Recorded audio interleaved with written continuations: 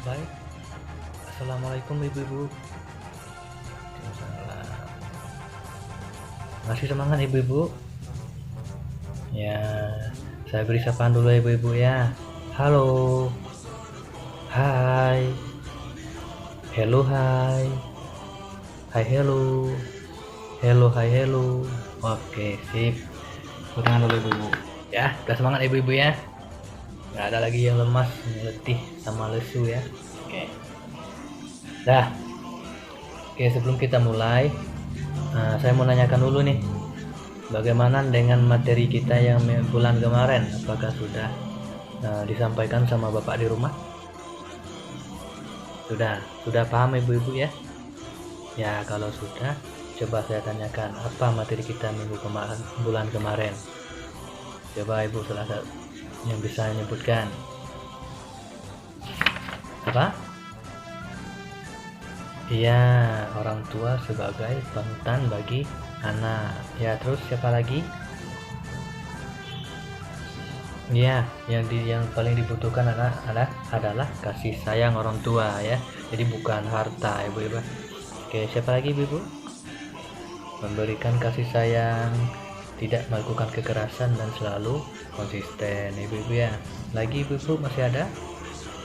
Iya, bapak, ibu sama bapak tidak boleh konflik atau ribut di depan anak. Itu akan berpengaruh terhadap psikologinya anak. Oke ibu-ibu ya. Nah, berarti ibu udah paham. Nah, jadi sudah dilakukannya di rumah ibu-ibu? Sudah. Nah, bagaimana hasilnya? Ya, sudah ada perkembangan ibu-ibu ya. Sudah ada perkembangan ke arah yang lebih baik ibu-ibu ya. Oke, syukur alhamdulillah. Baik ibu-ibu, pada hari ini kita lanjutkan materi kita, yaitu di modul 2, keuangan dan perencanaan usaha. Itu di sesi 3 itu kita memulai usaha. Nanti kita belajar bagaimana usaha, di cara mengidentifikasi ide usaha. Nah, saya akan menanyakan di sini siapa aja yang sudah memiliki usaha. Coba tulis tangan siapa saja yang sudah memiliki usaha. Ya, coba ibu. Ya, jual gorengan. Nah, mantap. Ibu itu ya menjahit. Oke, yang lain? Oke, belum ada. Oke ibu-ibu. Kemudian bagaimana ide usaha yang ibu dapat tadi untuk jual goreng? Ya, karena orang ramai di sini. Oh gitu, senang makan gorengan. Oke, ini menjahit tadi. Ya, karena banyak pesanan dari anak sekolah ya bu ya. Oh gitu, karena dekat dengan rumah sekolah ya bu ya. Oke sip. Nah, jadi apa usaha ibu dalam mewujudkan itu biar usaha ibu maju? Iya, jual. Oh gitu ya. Oh ya gitu sip. Kalau ibu oh sekarang sudah banyak karyawan ibu ya. Oh iya, alhamdulillah udah maju semua ibu ya. Oke, jadi sekecil apapun usaha kita harus memulainya dengan merencanakan dengan matang agar dapat memberi keuntungan yang berkelanjutan.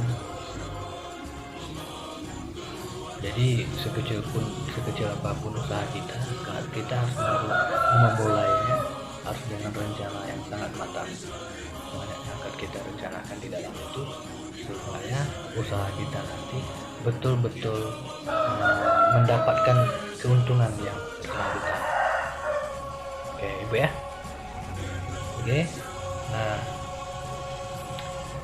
sekarang kita lihat potensi alam di sekitar kita ini.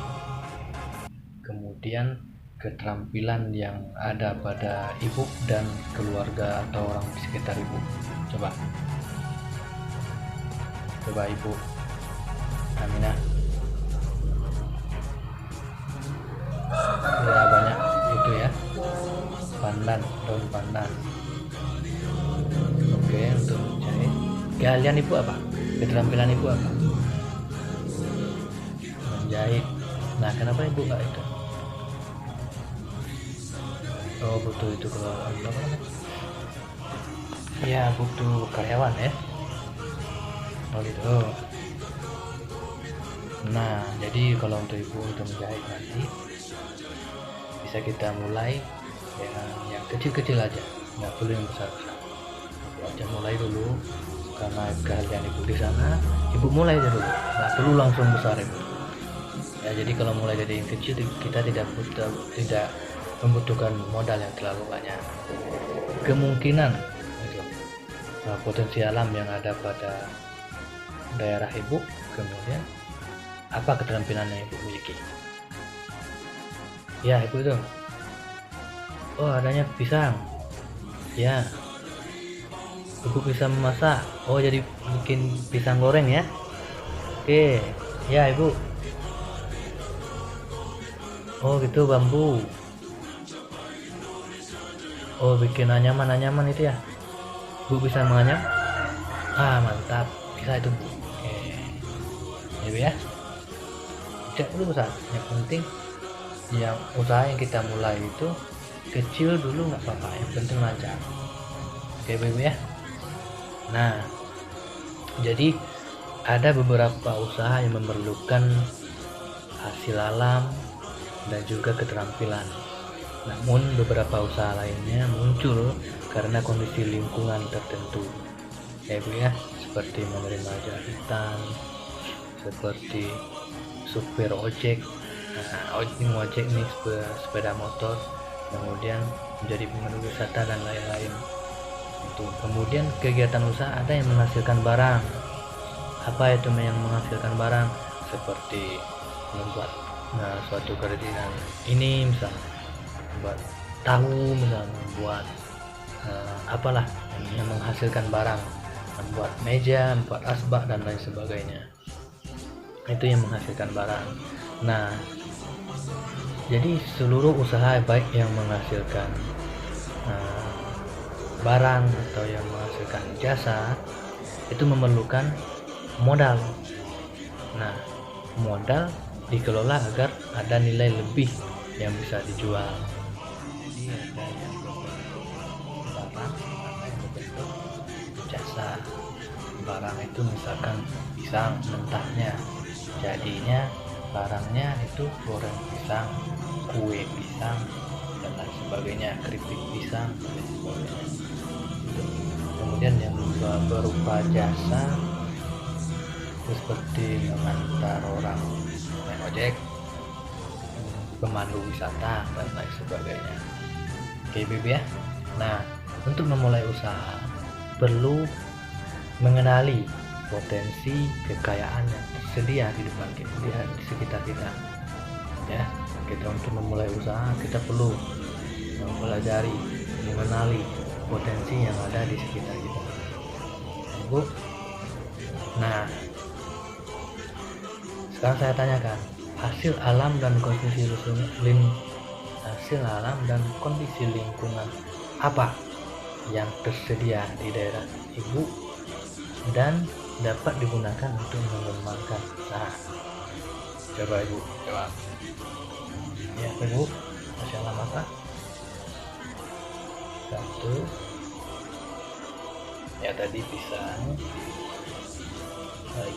Coba lagi bu. Ya pandan, bu, kulit manis ya. Sekarang seluruh hasil alam dan kondisi lingkungan bisa jadi modal awal untuk memulai usaha, namun perlu didukung dengan pengetahuan dan keterampilan untuk mengembangkannya, ya Bu ya. Nah, sekarang keterampilan apa yang ibu miliki atau orang-orang sekitar ibu miliki untuk mengembangkan usaha ini, untuk mengembangkan ini potensi alam ini ya. Sekarang saya bagi ibu-ibu menjadi 3 kelompok. Ini kelompok A, di kelompok B, di kelompok C. Nah, di kelompok itu ibu bahas bagaimana cara ibu menggali potensi alam yang ada ini menjadi sebuah bentuk usaha. Oke ibu ya.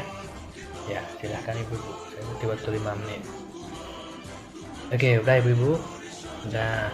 Nah sekarang kelompok 1 ya, kita bikin di sini jawabannya kelompok 1.